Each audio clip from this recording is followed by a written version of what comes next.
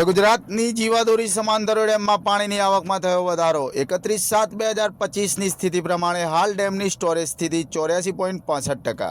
ડેમમાં પાણી 617.96 ફૂટે પહોંચ્યું। ડેમની ભયજનક સપાટી 622 ફૂટ, જ્યારે 1031 ક્યુસેક પાણીની આવક નોંધાઈ।